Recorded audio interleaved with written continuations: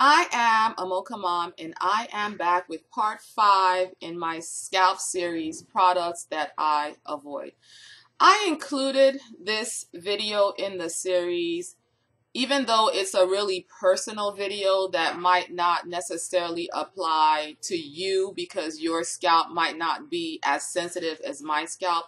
But I thought it was important because it kind of reveals some of my thought processes and how it's changed in the process of thinking about products. Because a lot of times the products that work well and are necessary for what I'm trying to do with my hair strands don't work well for my scalp. And in the past, my scalp has suffered because I've just been so driven by what I was trying to do with my hair that I ignored the fact that I was experiencing itching, I was experiencing irritation. My scalp was covered in flakes because of the products that I've been using. So some things that I've noticed is, products that are heavily perfumed. This includes conditioners, especially conditioners, topical moisturizers, even if they're not necessarily greases, creamy moisturizers, butters. I notice that gels, my scalp is overly sensitive to all these things. So this kind of limits what I can do with my locks.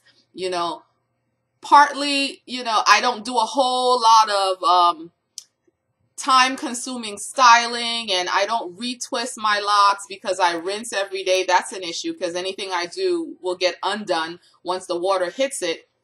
But the other part of it is some of these things you need products to support.